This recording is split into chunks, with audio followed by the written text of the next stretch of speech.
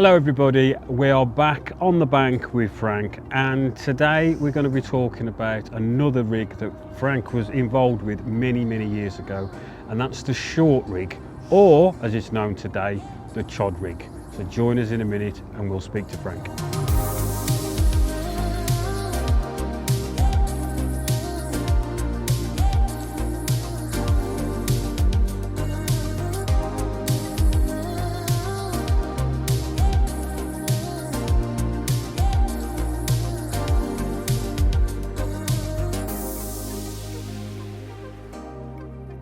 So Frank, the short rig, or the Chod Rig. Yeah. Let's have a look and you can tell everybody how that came about and why you started using it. Well, there was a couple of factors come together. It was probably 95 or 96. I was working in a fishing tackle shop at the time, Trev's of Wimslow, and it was just about the time when I was finishing off from my fishing tackle shop that I used to own. I wound it up and then went working with Trev. I'd been quite successful on the Mere. I'd got back into the Mere and started fishing there again. So that would be 95. And this is Reedsmere? Reedsmere, yeah. Yep. Yeah, sorry about that. And we all know it as the Mere, all the locals around here. Anyway, Reedsmere was a typical Cheshire silty mere. It had they used to put bone meal in the controlling club to try and keep the weed at bay, and then they stopped doing it with the change of hands of the club, and the bone meal effect stopped. So in effect, we started getting a lot more weed on the place. So I wanted a way to fish over weed or over deep silt or moderate silt even. And one day I was fishing on a place called Chalton Marina, and in the inner city, Manchester, and it was quite a decent winter water. And there was a match going on at the same time as those carp anglers were on there, and heavy frost, big thick hoar frost. We'd done the night, and I think the match was won with about 4 pound of roach. And then there was a specimen angler called Phil that I knew quite well, and he came down and he'd got about half a gallon of castor, same with maggot, and a load of ground bait. And I said, bloody hell, you got quite a bit of bait there, haven't you, Phil? And he says, yeah. He said, I'll smash it up in a minute. He says, every time, he said, I'm fishing for a 3 pound roach. And the match anglers, I knew some of those, and they were using like 18s, 20s hooks, you know, small feeders, very delicate, and as I said, it'd been won with 4 pounds. So Phil goes in, he's got a adrenaline swim feeder with a 1 ounce lead on the end of it, like a ball lead, 10 to 12 inches of power gun, the red power gun with a ring either side, so act as a bungee. The 6 pound main line went back to the rod, and then he'd got a 1 inch hook length with a size 14 or 16 super spade on it. And on that he was putting 2 maggots and putting castor and brown crumb in the feeder and maggot. And he was putting a lot of balls into the lake. He used that. And I thought, it's a bolt rig. It's a small, short rig that they can't mess with. The match anglers were using really long hook lengths. And I thought, well, basically, Phil, he said I'd be getting up to 80 pound of roach, getting 2 pounders and everything. And while I was sat there, he put the feeders out with a bungee on, with a short hook length with the exposed hook. And he was getting churners, the reel was actually turning, his bobbins were going, and he was getting roach, you know, 1 3/4 pound, so just around 2 pound. And he was filling the keep net before the match anglers had even, you know, done the presentation for the match. And I thought, that's fabulous, and they could not mess with it. Why do you think the roach couldn't get away with that then compared to the longer hook link? Well, the bungee was having an effect, okay, and also the short hook length was something they weren't expecting. Okay. It probably didn't allow them to any freedom of movement to suck and blow and manipulate it. That's basically giving you a eureka moment. That gave me the eureka moment, yeah. And then I thought, how can I do this? It will translate to carp fishing. And then I thought, I need a pop-up on a very short hook length, so I got one of those solar beads. It was like a black tulip bead with a swivel mounted into it, ready done. I've not got any left, or else I would have showed you what they look like. Oh, is it like a Drennan? Didn't Drennan used to do the black ones, and I think they still do like a coloured. Yeah, it can swivel round. Swivel round, but it's a bead. But it's got a hole bored through it. Yeah. The reason I used that was because it protected the main line. Swivel beads, I think they were actually. Yeah, exactly that, yeah. So I was messing around, I thought, well, it's a pop-up. It has to be a pop-up initially. And I wanted something to sink the pop-up and keep the line out of the way.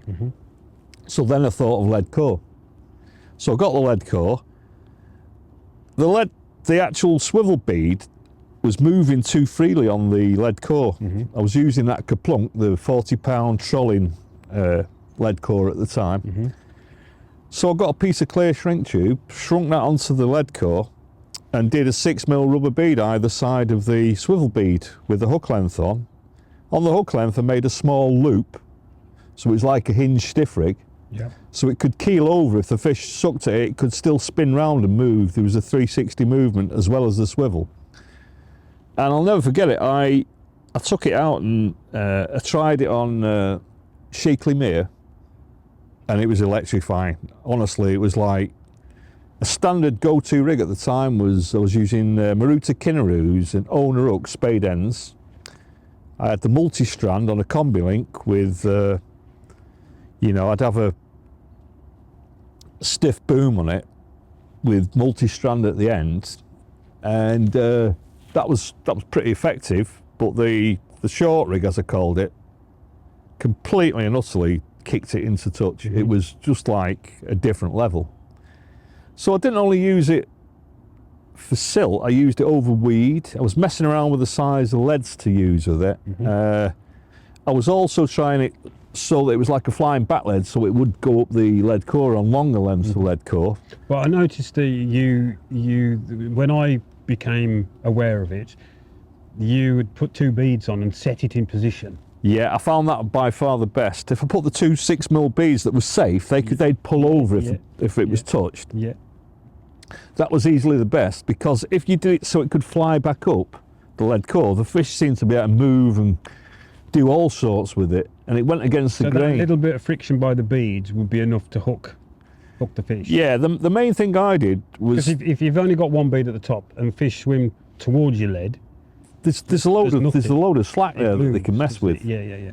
And some people since have said, oh, just the weight of the lead core will do it. Well, possibly so, but what about if you're using a naked chod? You know, the 2 beads that keep it in position, that cause that lock-up effect, are in effect acting like the weight. Yeah, it's like a semi-bolt. Yeah, so you need something for them to jar against. Have some resistance. Yeah. Well, in my opinion. So yeah. I messed around with it. We didn't use. I used 30-pound nylon, and I used to use it, do a knotless knot with a little loop on the top, and use that without a D-rig on it or anything like that. I messed around putting kicks in it, like a bent hook rig. I used it with a curve. I used it straight, bolt straight, just with the hook at an aggressive angle. Almost like, you know, the knotless knot where you whip beyond it and it's very, very aggressive like that. Did materials, the hook link material itself, make a difference? Had it got to be quite, because we all use a stiff material now, don't we, so we can bend nicely and it's quite stiff. There possibly wasn't anything like that about then.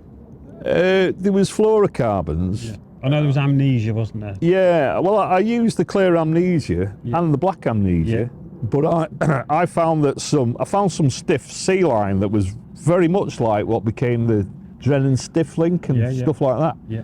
And that worked brilliant. It would retain a curve, or it would retain a kick if you wanted to make a bent hook effect. Have you found that one of those angles have worked better than the others? In the early days, it was probably that sort of revolutionary and different. It would always work because they hadn't seen it before. It just worked. Yeah. And there wasn't any... And what about lengths? Did you vary the lengths? The most I used it was probably about 3 inches. Okay. And the main criteria in me was how far to use it away from the lead. Right, yeah. Because if you used it too close to the lead, and you're in very deep silt, obviously it was going to be compromised a little bit. It'd be almost like pulled down a mouse hole. Yeah. So I used to use it around 2 feet, and then I realised that it would all slide down. I lost the odd fish with it. I won't kid you with that. In the early days, I did lose more than normal amount of fish on it, but I was getting takes that you wouldn't have normally got. But also, it's a very good casting rig as well. Oh my God, yeah, it was fantastic for casting. You it still can is. reach distances. But again, that goes down to lead size. Did you find a certain lead size was better with the rig? Because I know a lot of guys probably watching this have lost fish on chods.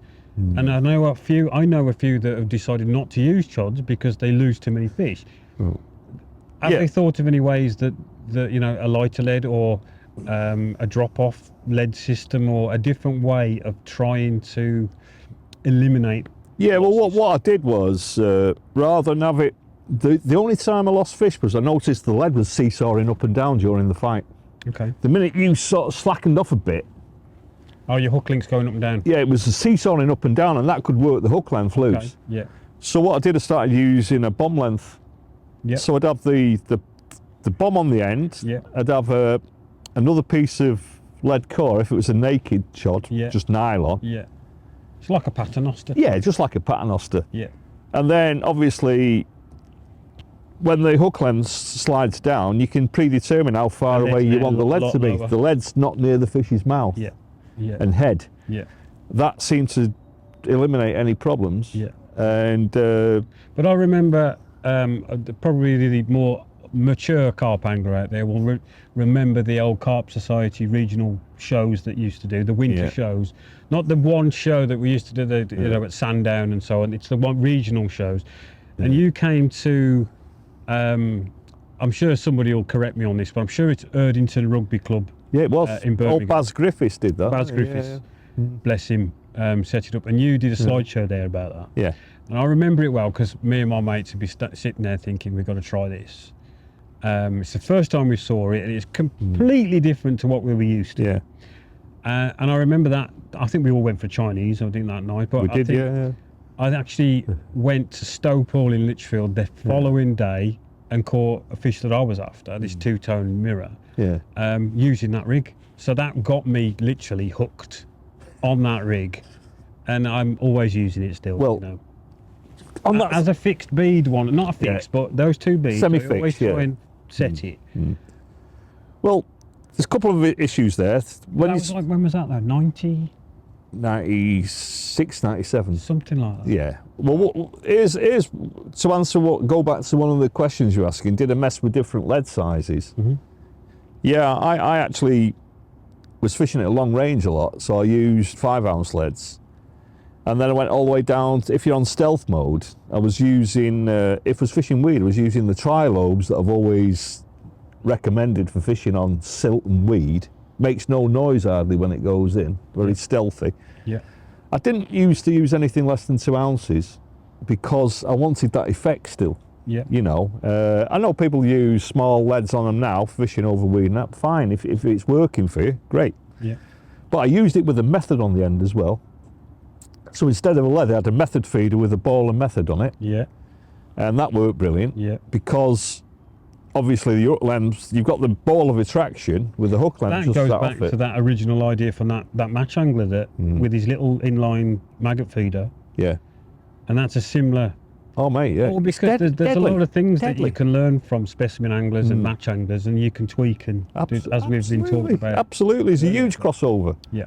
So the method, I think it's grossly underused. I think it's awesome. It's a bit messy. So what? Your hands smell of pellets and all the rest of it. You get it flying off if you're not doing the mix correctly. But you can put all the liquids in. You can get mega attraction, and then you've got your hook length, your hook bait sat tantalisingly close to all that feed. I think it's easier than a solid bag. Of course it is. The only difference between a solid bag and a method is the mess on your hands. Yeah. But you don't have to worry about PVA melting. You can always get disposable gloves. Yeah. You don't have to worry about the PVA melting. Yeah. If you don't get the cast in the right place straight away, you haven't got to dry anything out. You just load it back up again and away you go. And the liquid, you can put more liquid. Well, I used to use a lot of the juice from the cans of sweet corn. Yeah. or the fermented juice in the smelly maize that I used to make in the method, and it was alcohols in it and that. Whatever it was, it set them off going crazy. I think there's a lot of people are put off by the size of the method lead with its fins. I think it's a bit too big. Well, here's one. You know, you've got. I mean, if there's anybody out there using the method at the moment, tell us what you've been catching on. We'd be interested to find. Yeah, well, and for the guys at Sipography and for Cord underwater films and all that. Okay, not teaching a grandmother how to suck eggs, but why don't you ever show a method on the bottom in the swim? It's obvious to me. I'd like to see seeing what it Yeah, of course it is. Yeah, I'd love to see that. So there's one for you. And it bloody works. I've had that many fish on it. It's crazy. I mean, we're diverse away from the short rig here, but there is something we can talk about. It maybe in a different film about the method. So the other thing was, what I was going to tell you, I went around the country showing people that particular rig. And the reason I showed that rig and actually wrote about it was because I was fishing Reedsmere, and first time I tried it, within 2 hours I had a 25-10 mirror, and it had been fishing quite slow, and I only stuck it on one rod as a comparison with my go-to thing. And these, I mean, those that don't know Reedsmere, it's a very well-known historic Cheshire venue. Silty, yeah, in places, yeah. Hence the reason why that rig's worked really well. Two reasons: it's presented a bait above the silt, and it's because it's short as well. They hadn't seen it before. Well, I mean, you know, in the old days, I used to be casting out lengths of white cotton wool to check the depth of the silt. Do you remember years ago we were filming with Rob Hughes and we were at the Mangrove? Yeah. We did something for, I think it was Carp TV, was it, for Sky? And you talked about that then, I think. And we went to the driving range, didn't we, casting on that one? Yeah. So all the time, I was on the bottom syndicate at Capesthorne Hall, and I thought I'd conduct an experiment because I have to know. So what I did, I got standard rigs with a white pop-up with a lead clip. I did one about 7 inches, which is, it'll ring true that. A lot of you guys use hook lengths that are 7 inches long. A lot of people fish on gravel, but there are tons of silty water still. So I did a hook length 7 inches long, I did another one 10 inches long, and another one about 12 inches long. And I thought, right, what I'll do, I'll put a 4-ounce lead on, I'll cast right the way across the syndicate when there's no one on. I cast to this yew tree that's silty underneath it, and I'll get my chesties on, I'll go around and see how much of the hook lengths are showing. So it goes round, the chesties on, I thought, oh, hang on, I'm sure I cast them around here. And then I thought, maybe it's different, the perspective. You know, like you think you're in that area, you think you're close to the yew tree. So I'm looking for about 5 minutes, and I thought, maybe I'll have to go around and do it again. Then I thought, hang on, let me just drag. So I dragged and felt the main lines. So they were there, none of them were exposed so you could see them. The white hook baits were literally in mouse holes out of sight, gone. So if that was a bit of a, oh my God moment, you know, what the hell's been going on? Most of the time, the fish have probably only found the hook bait because they got the head buried feeding on bloodworm. So then I started using longer and longer hook lengths on the mere, which was up to 3 feet, but you had to wade out on the mere. Right. So you're on your tiptoes, trying to cast a massive long hook length. And you'd often catch the hook bait on the water on the backswing and then not even know you'd lost your hook bait, you know. So that was part of the thinking behind, I need something short that I can do this with. But it's like having a long rig, but just the last 3 inches of it set further up. Yeah. I also had fish trying it with almost like basically a Ronnie rig, but not on a ring swivel, but it was attached straight onto the shot leader. And I had fish on that where they must have been just lipping it and like, whoa, you know. Was this at the time when you were experimenting hook baits? Was it before fluoro? Were you playing around with bright baits then? I started with the fluoros in 1982. Oh, so you would have used fluoros on that? Yeah, no, that's a completely different story, but the fluoros, I got Duncan Kay to get me the dyes when I worked at his factory. Right, okay. In 82. So when it goes to hook baits on the Chod Rig, Yeah. the short rig, did you find it had to be a pop-up? Back then they weren't called wafters, they were called critically balanced bottom baits, weren't they then? Did you ever try it with a balanced bait? I tried it with bottom baits, Yeah. and I tried it with wafters. Yeah.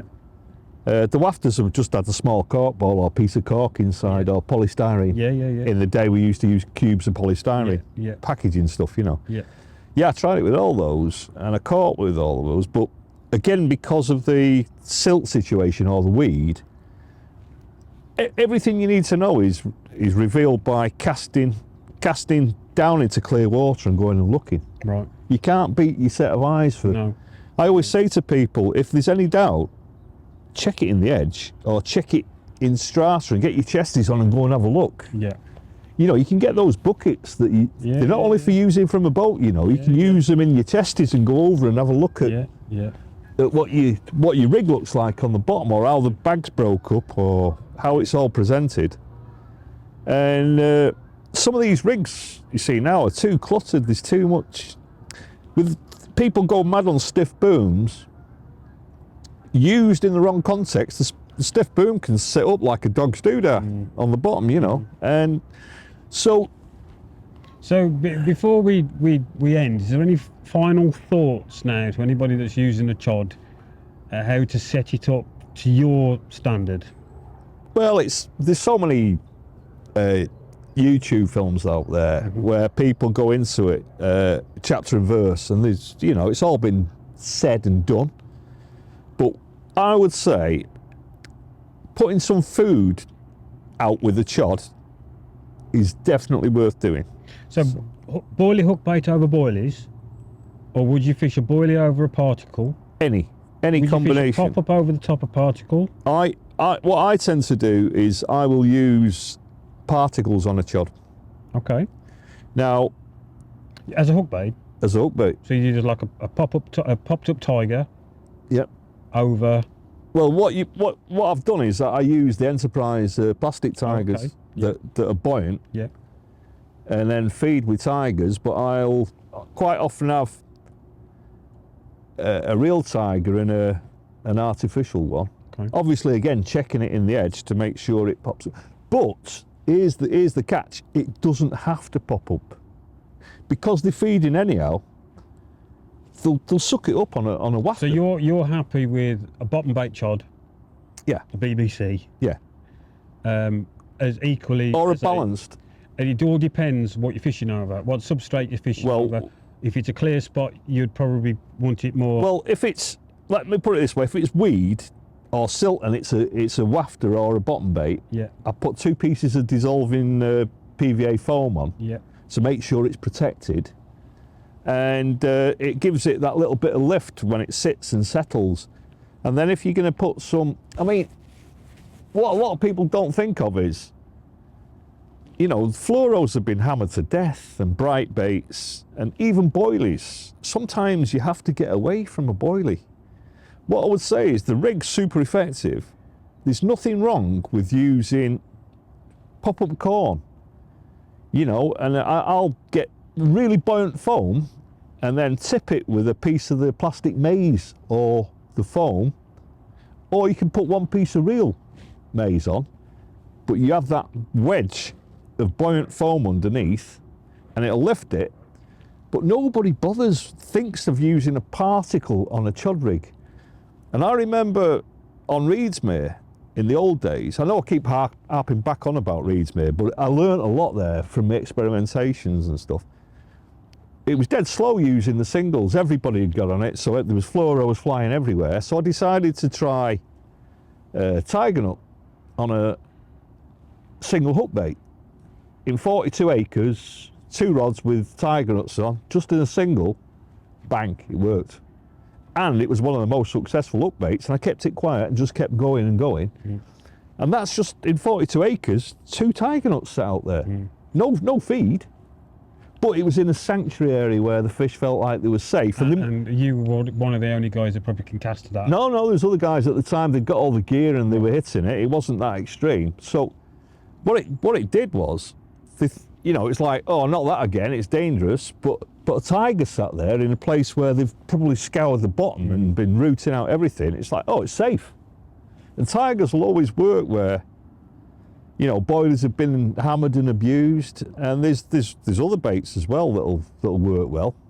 Like I went on Wellington Country Park, for example, and first time I'd fished it properly, and I used 2 pieces of plastic corn with no bag, no nothing, banged it out under this island from the sluices swim, and never even got the rod on the setup. I hadn't even got the buzzer bars in and that, the spool spinning. And I think I had 6 or 7 30s and a 40 into the 24 hours, just on 2 pieces of plastic maize with no bag on, nothing.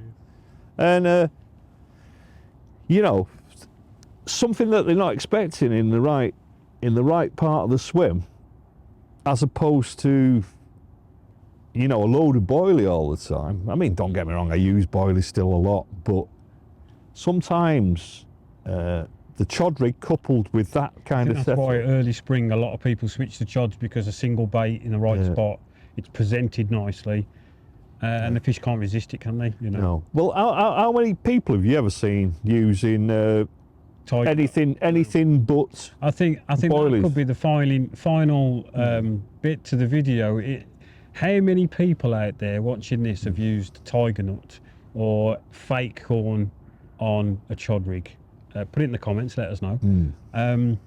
Again, so thank you ever so much for this, Frank. It's a really good insight in how the rig developed. And I'm sure many of you are using it. I still use it to this day, but I think I might get on the tiger nuts. Yeah, and another thing that I'd give the people that are watching the heads up on is it's absolutely brilliant with 20 maggots on the top of a piece of foam on the chod rig in the winter. And you can always have an adaptation of the lead so that you can use a bag of maggots on it if you're fishing on a hard bottom. At some stage I will show you how to use a bag of maggots or boilies or, you know, pellet on the chod. And as I say, the maggot one on the chod with a bag of maggots is brilliant. So yeah, so before we go, any comments you want to ask us or ask Frank, please put them below, and we'll try our best to answer a few of them in a future video. So thank you ever so much for watching. Don't forget to subscribe, like, share, do what you got to do, and we'll see you next time. Thanks guys, I hope you appreciate it.